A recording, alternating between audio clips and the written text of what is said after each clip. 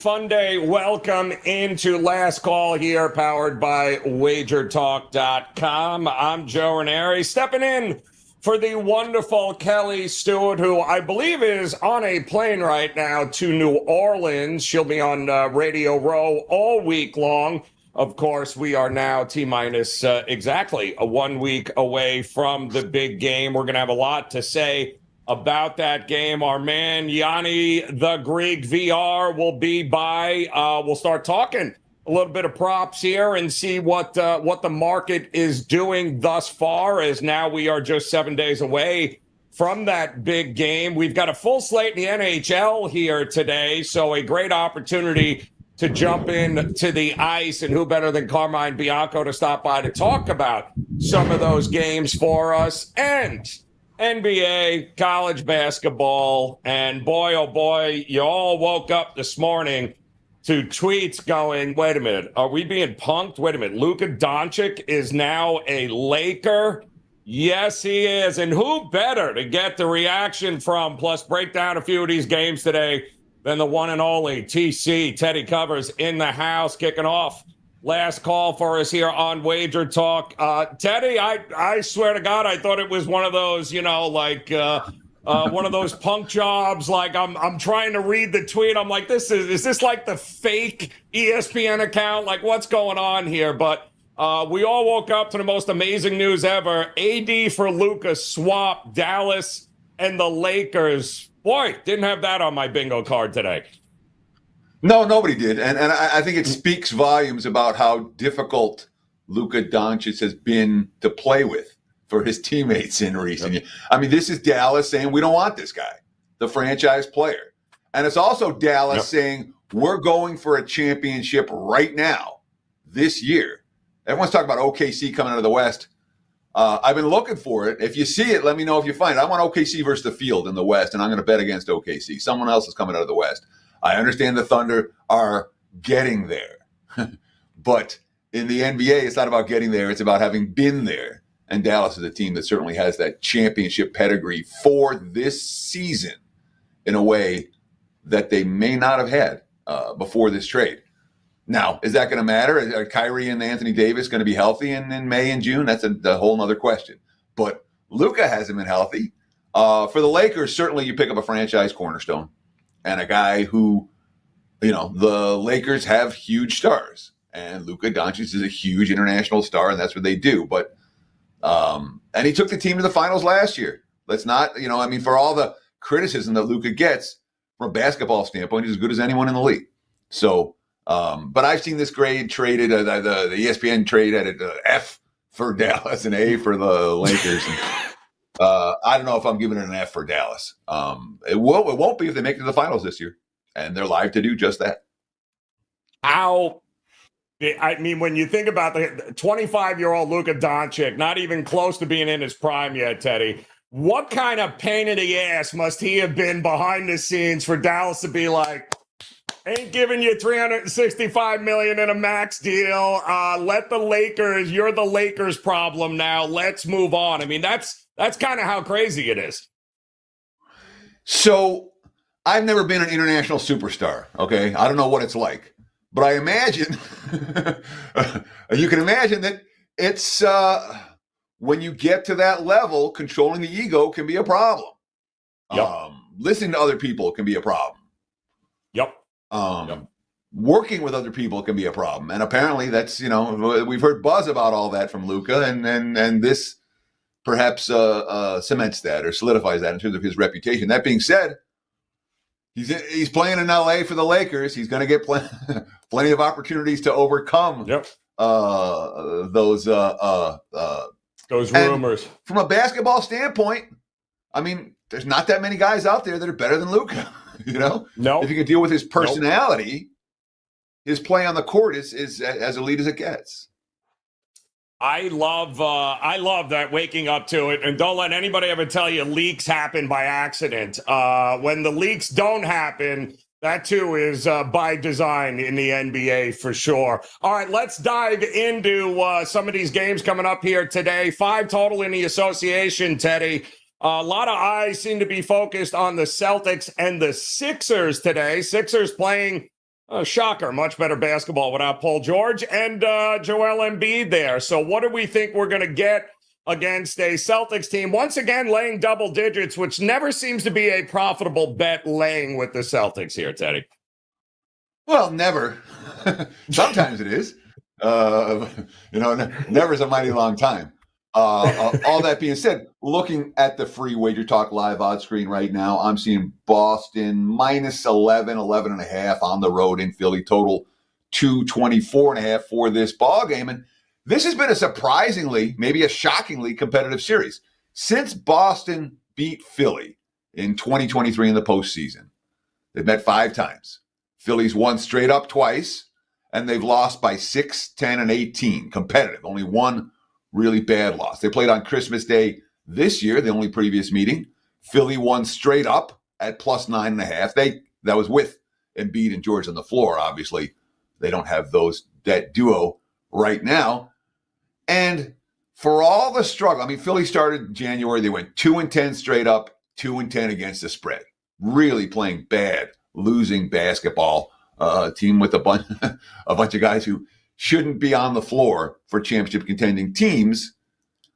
And, the 2 wins are in that span, Brooklyn and Washington. And they didn't even cover against Washington. The second point spread cover during that 2-10 straight up, 2-10 ATS span came by a hook against the Kings in a game they lost. Since that time, over the last, week and a half, 2 weeks, 4-1 straight up, 5-0 against the spread. They've beaten the Nuggets, the Kings, or they took the Nuggets to the wire, beat the Kings, the Lakers, the Bulls, and the Cavs. Good teams. Nick Nurse working miracles over there.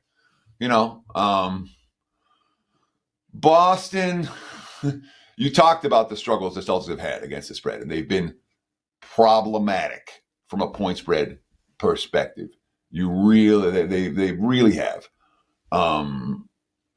And they're in revenge. Again, they lost to Philly earlier in the season, but this hasn't been a team that I've been comfortable laying a price. When they saw this against New Orleans the other night, Jason Tatum with a big night, but defensively, the Celtics' intensity wasn't there. Trey Murphy went nuts, and it ended up a 2-point road win thanks to a game-winning jumper from Jason Tatum. And that's been fairly typical for Boston. Joe Mazzulla, quote, "We didn't play perfect, but it's one of those games. If you win, you're happy. If you lose, you're not. So you have to take it all. I thought we had some well-executed play. I thought we executed down the stretch. Great. Let them execute down the stretch tonight and get the win. But Philly right now is certainly the value team of this duo.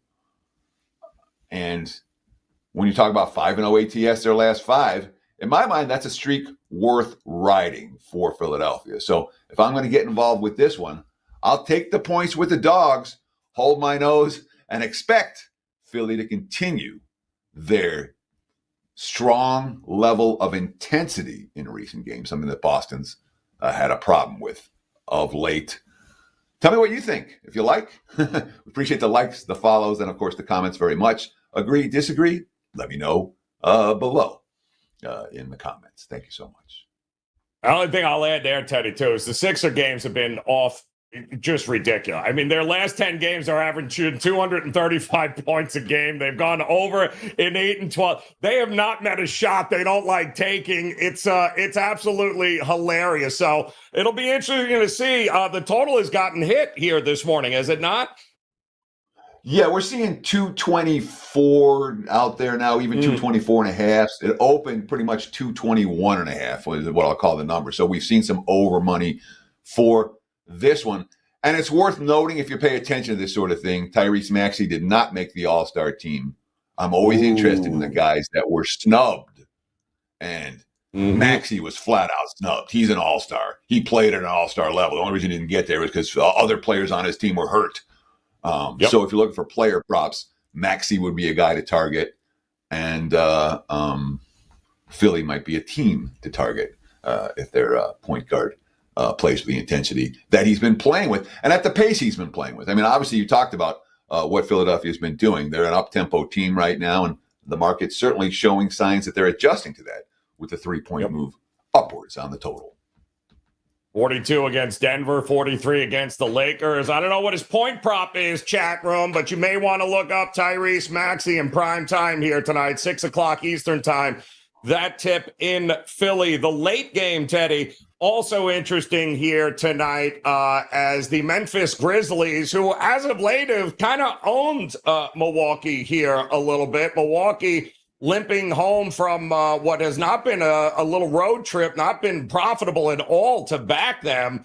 And it started with a loss in Portland during the week, and it just kind of snowballed from there. But they do get to go home here. It is a short number against Memphis. Are you buying Milwaukee in a bounce-back spot here tonight? So let's start with this. Portland's playing good ball right now, man. Blazers are making me and my clients money. And I love teams like Portland that nobody pays any attention to. Toronto's another team like that. Oh, bottom feeder. And they get an uptick. You can make a ton of money with teams like that. My clients and I have enjoyed the Blazers and the Raptors in a recent contest. But let's talk about the Grizzlies and the Bucks. And certainly Memphis is a team that has given Milwaukee fits in recent seasons. They've won 6 in a row against the Bucks. 5 of those wins came by double-digit margins, multiple times as an underdog, including 122-99 in the only meeting this year. Should we expect more of the same today? Let's talk about it. Before I do, let me promo for a minute. I haven't promoted at all today. Let me promo just a little bit. NBA's running good right now. Won again last night with the Blazers. Take $50 off a 30-day NBA all-access pass. Just use promo code SPORT50 at checkout. Again, $50 off a 30-day all-access pass. Promo code SPORT50 at checkout. I encourage you to get on board. And, of course, we really appreciate the likes, the follows, and the comments very, very much. So it makes sense that Milwaukee has had problems with Memphis. Memphis is deep, something that the Bucks haven't been in recent years. The Grizzlies are young, they're athletic, they're hungry, they play the fastest pace in the NBA, and those are things that have given the Bucks problems in many reasons. Milwaukee only, 13 in pace this year. Memphis is a better defensive efficiency team, number 7 compared to 10 for Milwaukee. So, first reaction here, and the Bucks off a loss. They've had a bad road trip, you talked about that. They're only 9-10 against the spread off a loss. So it's not like a loss has been, hey, we want Milwaukee. There are teams this year. Memphis is one of them who've been fantastic. Every time they lose, you bet on the Grizz the next game, you make money. They're like 13-3, I think, something like that, ATS. Bucks aren't like that, just 9-10. That being said, their home court advantage has been strong of late. The last 6 at home, all wins by 14 plus. Blowout. This home court has been worth something in recent weeks. Now, the quotes out of both these teams. Well, here's Doc Rivers talking about the bad loss to the Spurs in San Antonio on Friday night. Quote, "We gave up 17 points in the first 4 minutes of the game. To me, that set the tone. When they went into halftime, they felt great. We've been a great defensive team, but on this trip, we have not been. We've got to figure it out." Defensive quote from Milwaukee's head coach. Here's one from Taylor Jenkins, the Grizzlies head coach, talking about they won against the Rockets the other night by a single point, but it wasn't pretty. Quote, "Our defense has got to improve. We got to be better at our shift rotations, on-ball defense, second chance points. When we play the Rockets, they're going to test a lot of the things. We've got to be better about it." So when you see a total sitting at 246.5, and you see two teams that are fairly past Memphis, again, Memphis plays with pace. But when you see two coaches with both coaches coming out going, we sucked defensively last time. We got to play better. To me, that stands out a little bit. I'll look at the under in this contest. Again, 246.5. They could both get to 120 and we'll still cash the under. But I'm expecting, yes, they'll play with pace. But I don't know if this is going to be a game where we're going to see two teams shooting 50% from the field. So I look under between the Grizzlies and the Bucks. The highest total on the board, in my mind, a little bit too high for today. Agree? Disagree? Let me know in the comments. And don't forget to like and subscribe right here on WagerTalk TV. Only guy I'm seeing, Bobby Portis is the only guy that's officially been ruled out. Lillard looks probable. Middleton looks probable. Giannis, everybody but Bobby Portis, who's missed the last couple of games either way with them. So that game is going to be the featured game tonight, 8:30 Eastern time, Memphis and the Bucks here, guys. And look at this, Rick J coming in, and we appreciate you guys stopping by. Don't forget to hit that like and subscribe button here. What are we missing? They look great with a full squad. -5.5 seems low, Teddy. That is the Clippers taking on, well, what was the red-hot Toronto Raptors? We really didn't think they were just going to run the table the rest of the season, did we, people? They were going to lose at some point, Teddy. But I know you were a guy, much like Portland, during that streak. You were very much all over Toronto quietly while nobody else was paying attention to them. Toronto streak isn't over. You know, they lost a game. The Raptors, they're not going to win every game, okay? Mm-hmm. If you bet Toronto every game for the next month, you'll make money, plain and simple. Again, assuming they stay healthy, et cetera, et cetera. But from an injury standpoint, doesn't look like Norm Powell's going to play for L.A. today. That's really an impact injury. Chris Dunn as well has been downgraded to out. So a couple of, in my mind, impactful injuries for the Clippers today. But it's not about the Clips. It's about the Raptors. And the Raptors are playing good ball. And the Raptors are engaged. And the Raptors team chemistry is off the charts. So you can probably tell which way I'm leaning in this one. Yeah, no doubt there. All right, just 5 games in the NBA, Teddy. We do have a couple of games in college. And the one game that you're going to break down for us is, for the most part, the feature game, the late game, final game of the day in college basketball. And it features a little Big Ten action. Still weird to say that with Oregon, but they are at home taking on Nebraska. And let's face it, Teddy, Oregon has come back down to life. They felt like a paper tiger early on in the season. They handled business in those early season tournaments, which kind of skyrocketed them. And boy, they've been going through it over the last couple of weeks here, but they are back home. And Nebraska finally won a game against, well, let's just say they finally won a game, and many people didn't think they were going to figure that one out. But what do we do? Do we trust Nebraska on the road in Oregon here? Do we trust Oregon at home? Do we trust Oregon anywhere right now? I mean, that's the question about the Ducks. Is not do we trust Nebraska? I'll talk about Nebraska in a minute, but Oregon is a money-losing team for their backers. I mean, they're burning money. They're 5 in a row point spread losses. Just 1-7 ATS their last 9. They got blown out at home by Illinois. They lost at home to Purdue. Coming off a bad road trip. Read the quotes, Dana Altman. And I apologize, it's on this screen. Quote, we're not playing well. We're not playing with a lot of confidence. We're going to have it took it up and play. It's going to be a tough ball game. Forward, Brandon Angel.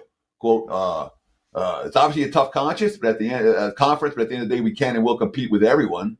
Everything goes back to playing harder. That's the frustrating part. We're all frustrated in the locker room. We got to find a way to protect home court better. We got a tough road to start with one, get that done, hopefully build some confidence going to the next road trip. I know they're coming off a bad blowout loss to UCLA. And before that, a bad loss as a favorite to Minnesota. I'm not convinced that the Ducks have a switch to flip on.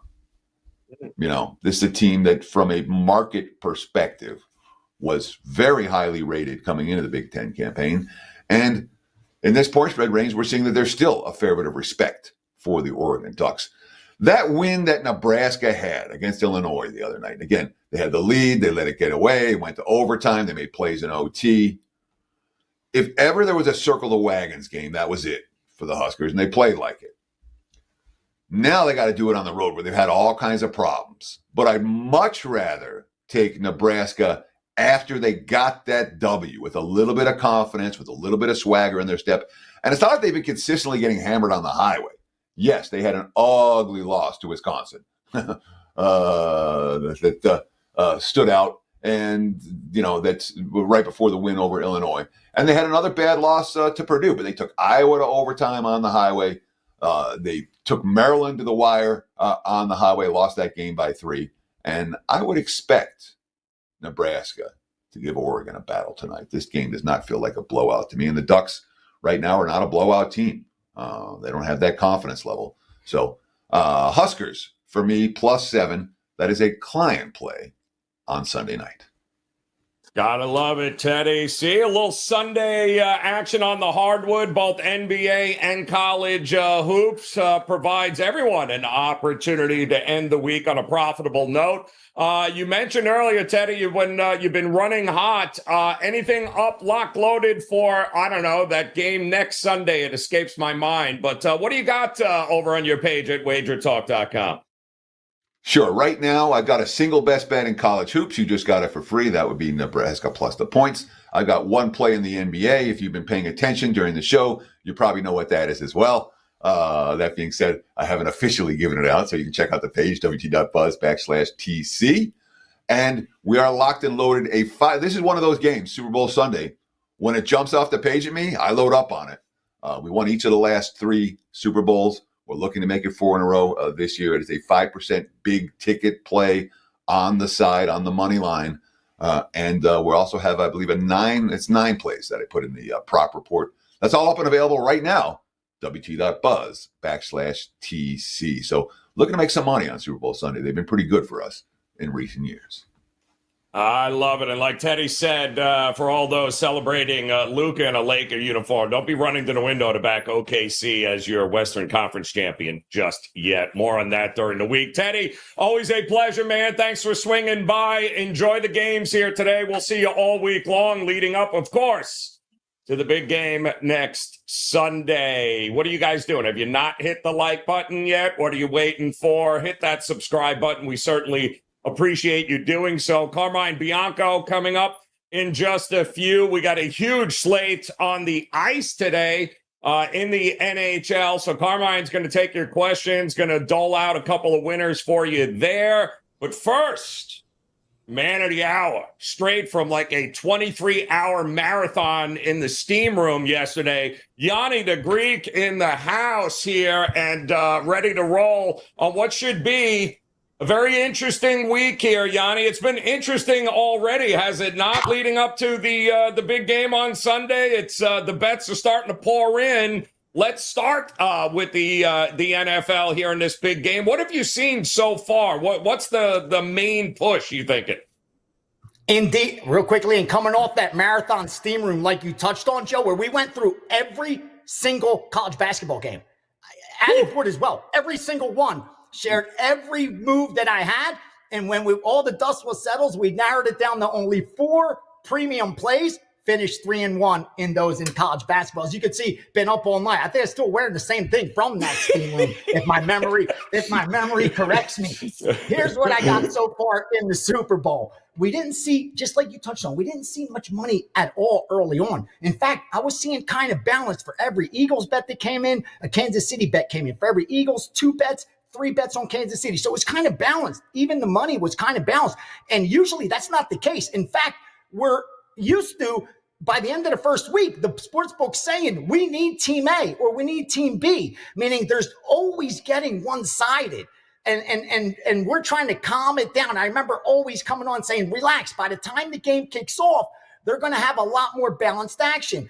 Usually the favorite bettors get out ahead if they see the line moving that way, and the dog bettors have no reason to jump out early if they see the line climbing up. If it's the opposite and the dog money's starting to pile up, the line's coming down. So if you like the favorite, there's no reason to jump out ahead. That hasn't happened here. In fact, like I said, because of the balance action, we're not hearing the sportsbook saying we need team A or we need team B. The only thing you may hear from them is, well, based on our futures, if this happens, it'll be a better outcome for us. Or if that happens, it'll be a better outcome for us. That's all we're hearing. But I'm starting to see what I saw in the conference championship and in the playoffs before that.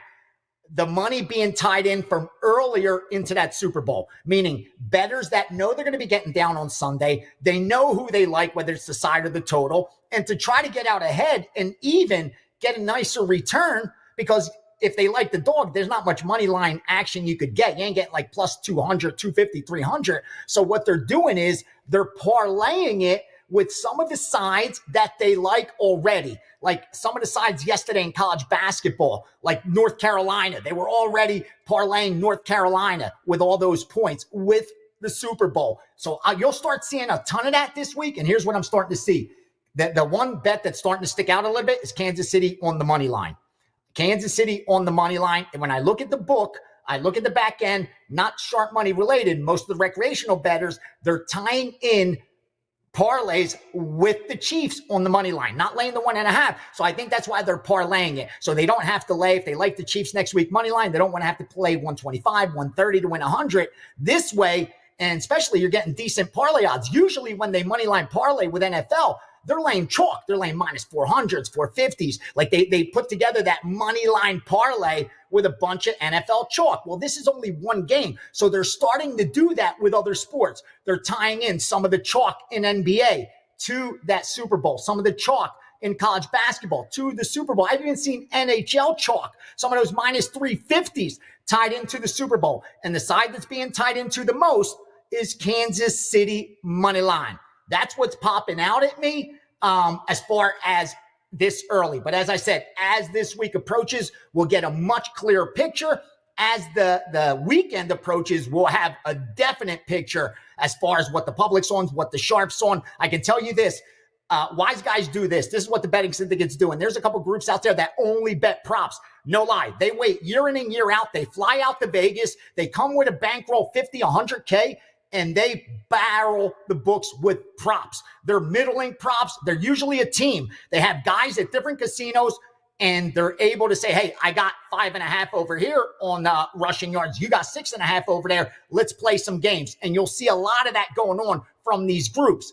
But when you see that over come out early, that means they want to get out ahead of the public. And that's what we're seeing. We're seeing the Goddard yardage, the Goddard receptions over from the sharp bettors, the Worthy receptions, the Worthy receiving yards over. So sharp bettors got out ahead of that, knowing the recreational bettors are going to bet those overs as well. And now they're just sitting back. They're waiting for the recreational bettors to bet the props because they haven't bet these props yet. And when they do, their bias is towards the overs. Their bias is towards the plus money. Like they'll bet, yes, there's a safety. Yes, there's overtime. Yes, there's a defensive touchdown. All those things that give them where they have to put up a little money to win a lot.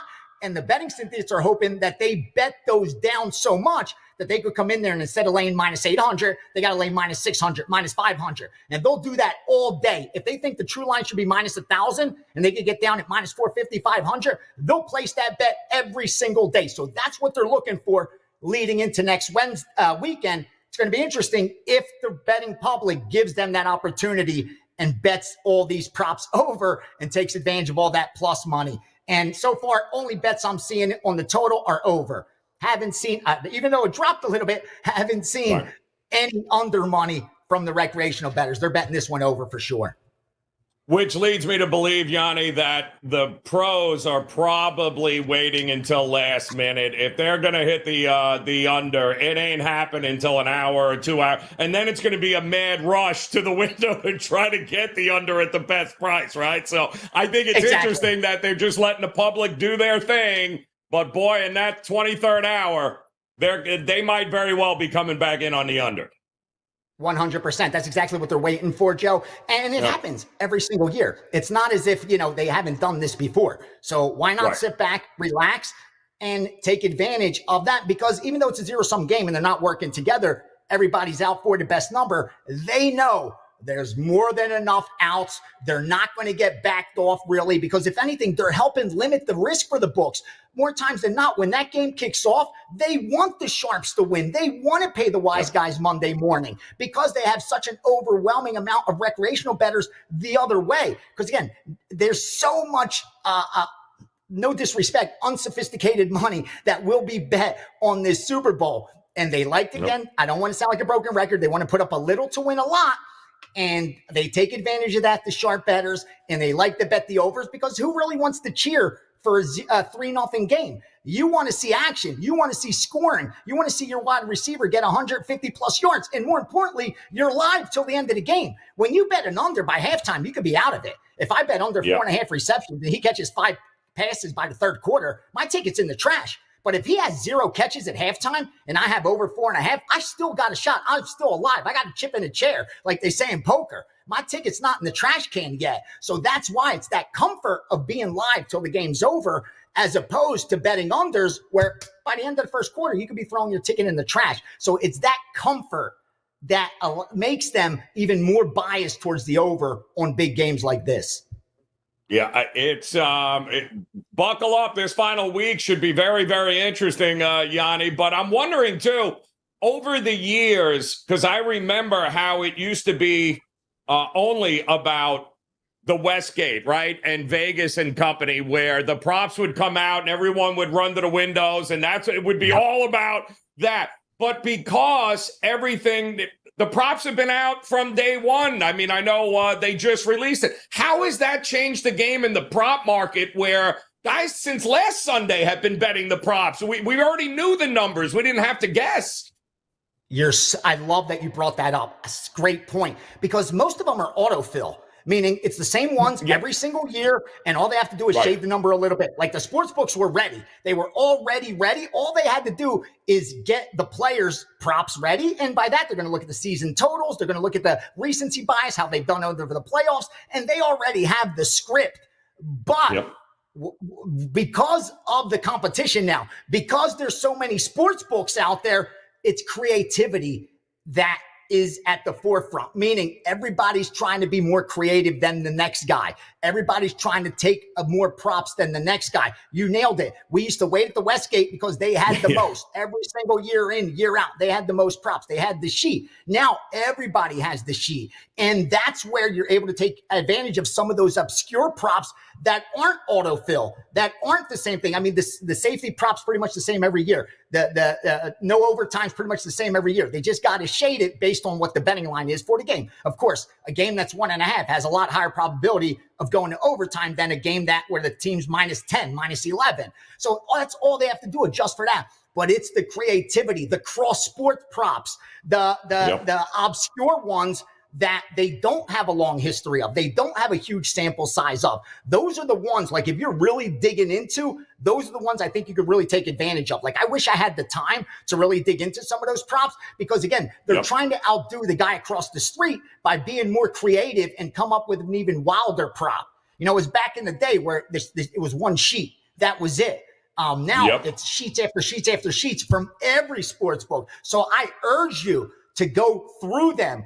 And because there will be mistakes. When you have to put out 1,000 props, there's going to be mistakes. And more importantly, you're even going to miss some of the adjustments, like where somebody bets, they don't bet the limit, so you don't adjust it. Guys come in, they make a couple bets, they're not limit bets, so they don't adjust it. And you're able to get a much better number than you would otherwise. So yeah, take your time, do some shopping, and you'll find some really good plus EV bets, especially in those wild cross-sport parlays, cross-sport props and stuff like that you don't usually see at every single book across the board.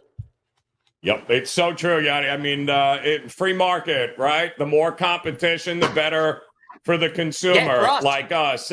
Because there's been a mad rush to get those numbers out early, and that's great for bettors, both pros and Joes. That's great, because you're right. They can't possibly be that sharp on all those numbers that quickly across the board in as many states and as many books as we've got to deal with. So there is value to be had in the prop betting market, and you have seen the numbers grow each year, more so than the handle on the game itself, the side of the total. It's all about the props. 100%. In fact, the first Super Bowl prop actually happened because of the blowouts in the 80s. Blowouts. And people stopped watching the game. So they said, we have to give them something else to bet on, because these commercials, they're paying $1 million for 30 seconds and nobody's watching them. So it was Chicago Bears versus New England Patriots. And if you guys remember the refrigerator Perry, the offensive lineman, they would give him the ball at the 1 yard line. And that was the first prop. I think Jimmy Vaccaro put it up. Will the fridge score a touchdown? Everybody bet the yes. Everyone bet the yes. And of course, he scored a touchdown, and that was the beginning of the props. And they started seeing that even though New England was getting blown out by 30 points, everybody was stuck to the screen still, because they wanted to see, does Fridge get into the end zone?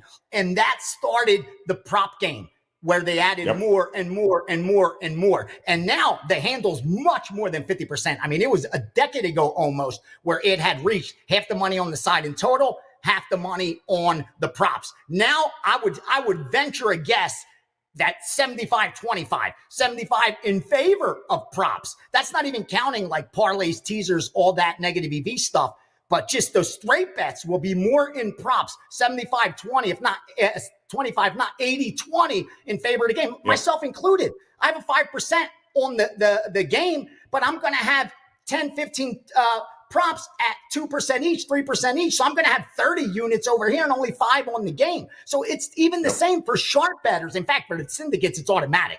Most of them won't even care about the side or total. They may bet a first half, a team total, a second half, but they don't even care about the side and total. They're focused on those props because that's where they know the biggest advantage. The Super Bowl line's so tight. By the last game of the season, what do you think they're going to be? 3 points off, 4 points off? It's almost never that happens. And when it does, we find out about it. Like back, I bring it up, Billy Walters, when he bet the Saints, because he said, dude, this is like 4 points off of what it should be because of all the biases around it. I can't believe I'm betting 7 figures on a side in the Super Bowl. That's unheard of. But we haven't really seen that all that often because, again, once you get into the playoffs, conference championships, Super Bowl, the lines are so tight. It's really hard to find an edge that you're confident of. Like, I'm going to beat the market. I'm going to bet the Eagles plus 1.5 or 2, and it's going to go off at Eagles minus 1, 1.5. Or I'm going to take the Chiefs minus 1.5, and they're going off at minus 3, minus 130. That's not happening in the Super Bowl. So it's hard to get any kind of CLV or anything like that because the lines are so tight. So we've got plenty of time between now and next Sunday. And guys, of course, Gianni will be right here all week long. You guys know how to get him over at WagerTalk.com. He'll be on WagerTalk today all week long, giving you the latest info. We do have if they a smash card that here. like button. They got to smash that like button. That's the only way. Got to smash it. Do me a favor. It takes you a second. I'm up early morning Sunday. Joe's taking time out of his day. Everyone's taking time out of their day. Our only goal is to help share actionable information, man. It helps with the engagement, honestly. Like you think like, oh, it don't matter, but it really does. It helps the engagement. Mm-hmm. It helps push out what we're doing. And if WagerTalk's putting in the work and we're receiving it for free, at least the common courtesy, man, even whether you like it or not, whether you agree with it or not, it's just common courtesy to go down there and hit the like button. Even tell me where I'm wrong, write a comment. Just if you're going to bash a play, just do it before the game. I don't like those people that talk shit after the game. I have no respect for. You could disagree with me all your life, but have the guts to step up and tell me I'm wrong before the game starts. After the game, we all know whether I'm right or wrong. I want to know before the game what you think. Yeah, no, it's amazing how what kind of geniuses after the results happen. So, Gianni, we do have a slate game in college, so no doubt you've got some gold for us here across the board today. What have you been looking at? I got college basketball, NBA, and NHL, so I'll go quick through it, brother. And NHL, that's been the weakest, so let me rattle these off real fast. 48 under 6.5, Devils, Buffalo. 50 under 6, Philadelphia, Colorado. Game 60 under 5.5, St. Louis, Nashville. And 62, Vancouver, minus 150. NBA real quickly. 565, Clippers, minus 5. They also bet that under, but that's moved 5 or 6 points, so don't be surprised if they bet it over a little later. 567, under 237, Dallas, Cleveland. And then 571, Boston Celtics, minus 10.5, minus 11, and over 222. College basketball, let's roll. Only 2 totals for you.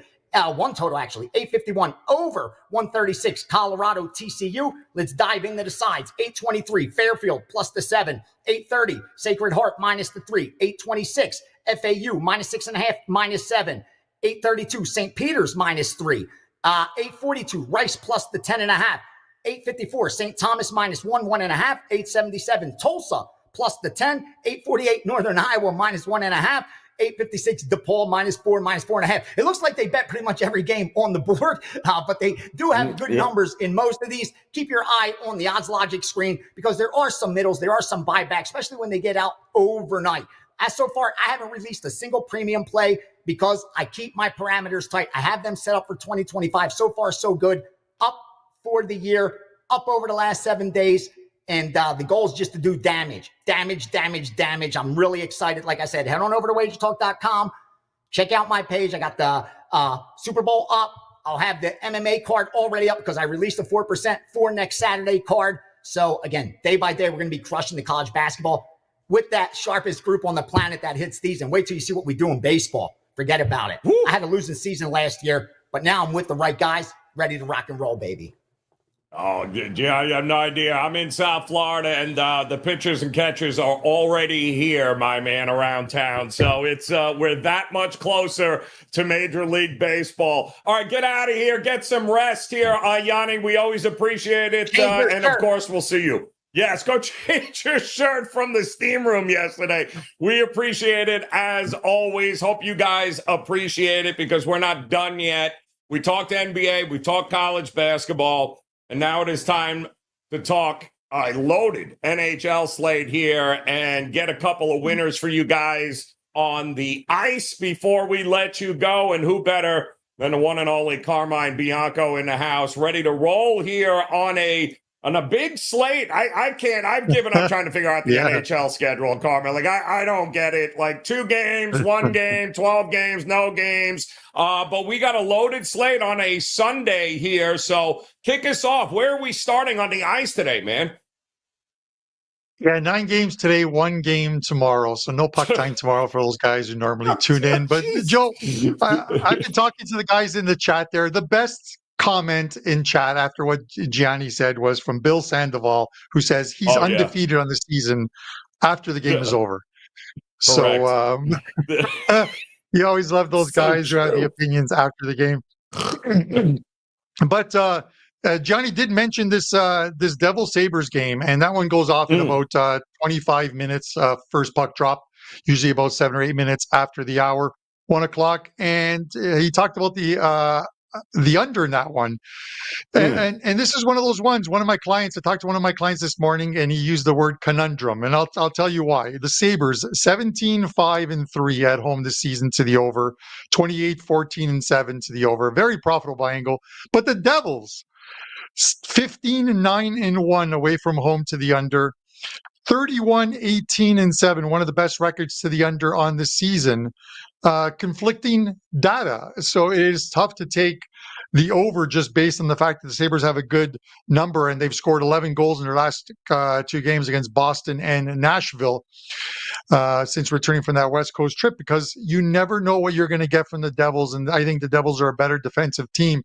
I think people just want to auto-click on the over in this one, and I'm leaning to the under because I think you're getting a better price on betting the under in this one. I think the Devils are obviously the better team, and normally the better team dictates the pace. So if they can keep the Sabres at bay and clog up that neutral zone, I think the under is the play in this early one. There's not much time for guys who are tuning in, so I will talk a couple other games, Joe, and then I'll add a third one, which is the Florida and Islanders one as well too.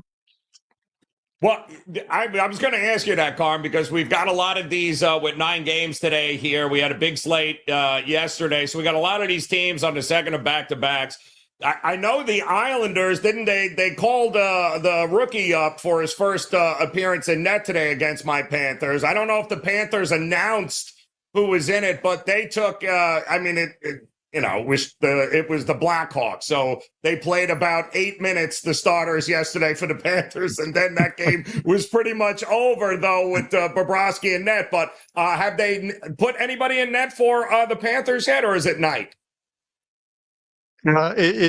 It's showing that it's going to be Knight in goal for them. It's not yet confirmed for them in that game, but it should be Knight. He's normally in back-to-backs. He's there.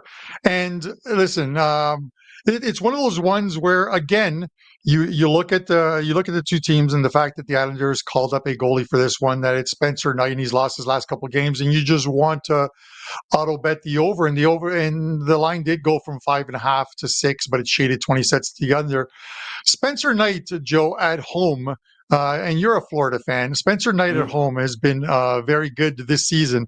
These are his numbers at home for Spencer Knight: 1.69 goals against average, 934 save percentage. Those are excellent numbers for a goalie. Doesn't matter whether you're on the road or at home; those are great numbers for him. The problem is as you mentioned, the Islanders have called up. Let me see if I can try not to butcher his name, but Jakub Sarek. They've called him up from their from their Bridgeport Islanders. The problem is normally when you call up a goalie from the AHL, you're normally calling up a goalie who's playing well. He's not. He is 5-11-1, 322 goals against average, 895 save percentage for the Bridgeport Islanders, and the Isles are on a good run right now. So herein lies the question, Joe, on this one is, how are the Islanders going to play this game? They can't play a game in which against the Florida Panthers in which you want to open up the game, because if you leave this guy, if you allow Florida those rushes, those 3-on-2s, those 2-on-1s, they're going to score on this guy. I think it's more of a defensive battle here. The Islanders are going to be forced to try and play a defensive game here, and they've done well doing it over the last 6 or 7 games. They've strung some wins together. I would lean to the under here again. We've seen a lot of games over the past week or so staying under the total. Anytime you bet these 5.5s, this one thankfully is a 6. You're always worried about the empty netters. The other night there was a game in which was 3-1 with 3 minutes left, and they scored 4 goals in the last 3 minutes of that game. 2 empty net goals, a power play goal, and then a goal with about 3 seconds left. It turned a dead under into a dead over. It is tough because the goalie pulls are coming a lot quicker this year. John Cooper pulls his goalie with 7-8 minutes left in the game for Tampa Bay. So that tells you something. But I do like the under in this game, despite it. But I think Florida is the definite play here. I'd probably take Florida on the puck line and look for one of those 3-1, 4-1 type results.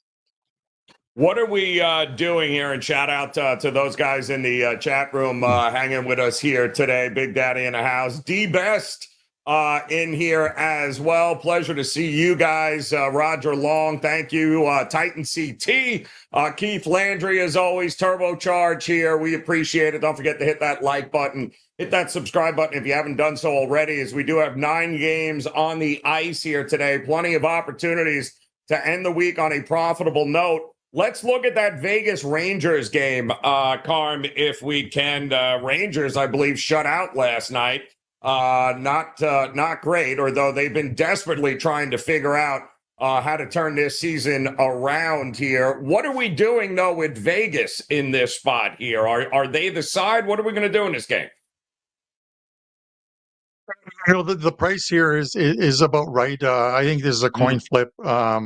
For lack of a better word, Vegas comes off losing 3 or 4 games at home.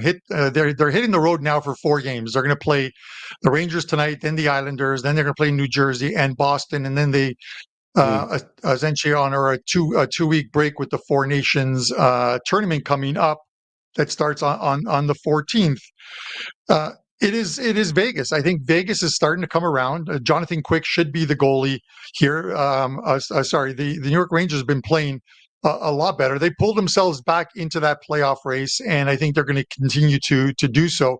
They pick up JT Miller from the Vancouver Canucks in a trade in which they pretty much sent a bag of pucks and some bagels to Vancouver for that one. So getting JT Miller is obviously going to help this team. Jonathan Quick, he's had 3 attempts at win number 400. He's stuck at 399. I think he gets win number 400 today. I think they beat the Vegas Golden Knights.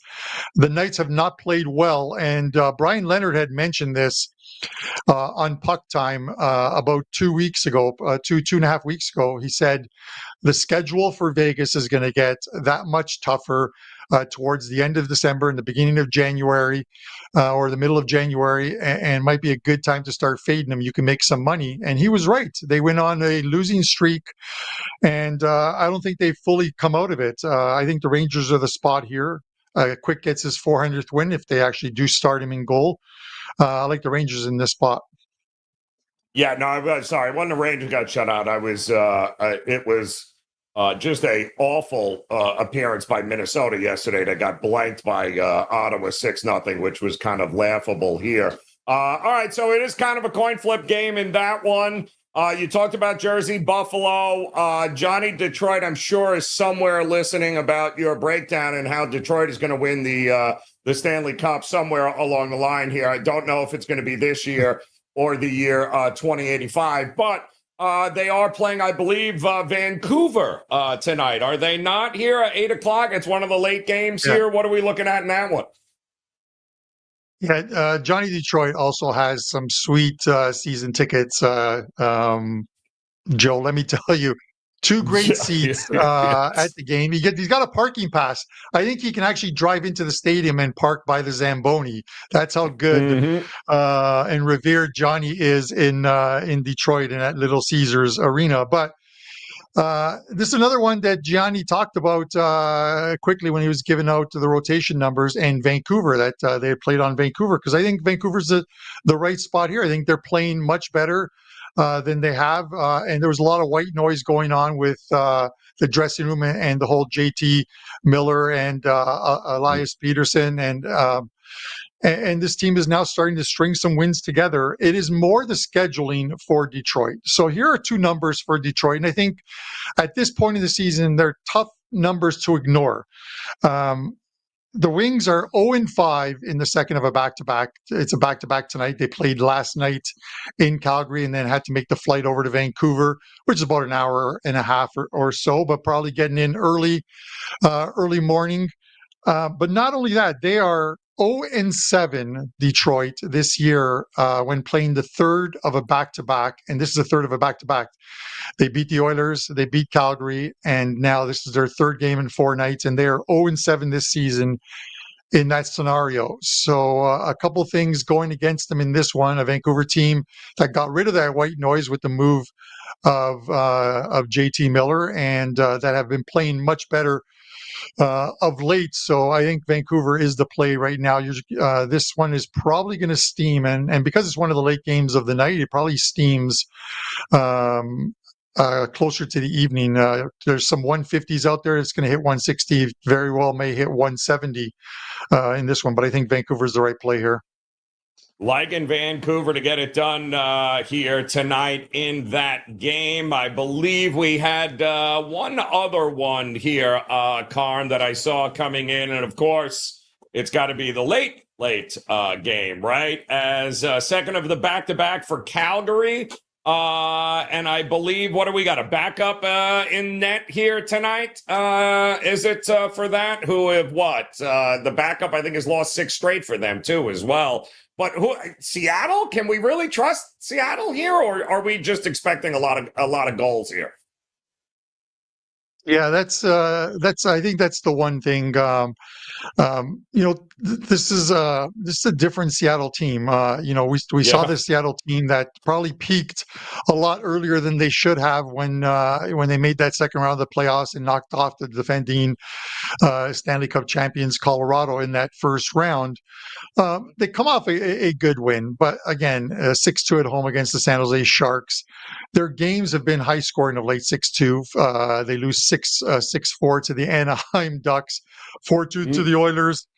It's the Flames that I don't trust when taking an over. The Flames just haven't been a team you want to be betting on the over. Let's see if I can bring up quickly the numbers on the Flames on the season. But the Calgary Flames are 29-20-1 to the over. To the under this season. So if you're betting Calgary Flame unders, you're making money. They are the sixth best team to the under away from home. Let me see if that number improves at all. Away from home, Calgary's 13-10-1 to the under. So again, another profitable angle from them. The Seattle Kraken, if we're looking at the Seattle Kraken, they are pretty minuscule either way. They're 13-14-1 to the under this season at home.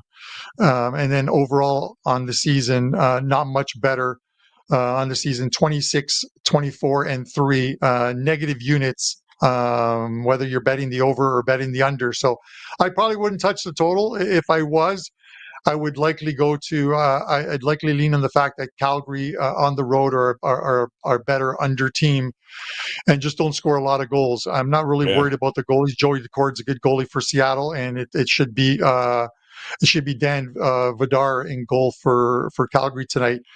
This is one of those ones where, Joe, maybe watch Netflix You don't have to bet the last game on the board because it's there. They say chase the last game. You may not want to chase this one. There's a couple of good series on there. Watch Landman with Billy Bob Thornton or Goliath with Billy Bob Thornton. Those are a couple of good series on Netflix and Prime. Watch those instead of watching the Calgary Flames and the Seattle Kraken. You listen, that is just a fantastic promotion for the NHL there, Carmine. Well done. And restart, because I think you're frozen, by the way, there, Carm. Big shout out to Four on the Floor. Mike Johnson, appreciate you coming in there. Barry Driscoll, of course, Rick J, Big Daddy, all you guys, outstanding stuff. We do want to know what Carmine or Barry Driscoll does have Detroit on the money line here tonight. On fire with confidence, he says there, Carm. So in addition, got 9 games here. What do you have locked and loaded on your page at WagerTalk for us here? 3 plays up in the NHL for today. I may add a couple evening ones that will be client plays, but I'll try and attach them to that package if you guys do pick up that one. And then a great code, CB100. This is valid for another day or so. It'll get you $100 off a 30-day all-access package. So you'll get, of course, all NHL, all soccer, Champions League, Europa League are going on. We cashed 2 5% back-to-back winners on Wednesday and Thursday on the pitch in Europe, and plenty of soccer, of course, going on. And then the Super Bowl and a bunch of props as well, too. Joe, before I go, I want to mention a prop, and you tell me what you think about this in the NFL, because I saw, and such a great guy, I love to talk to him all the time, Bill Krakemeyer posted a prop of the Philadelphia Eagles under 4 players to rush the ball, and it was almost even money, minus 110.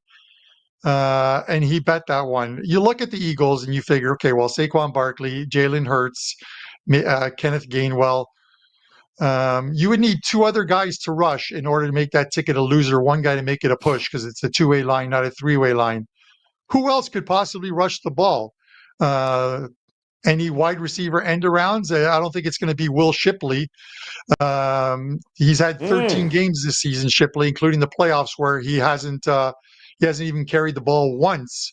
He's only carried the ball in games in which the Eagles have blown teams out. So any thoughts?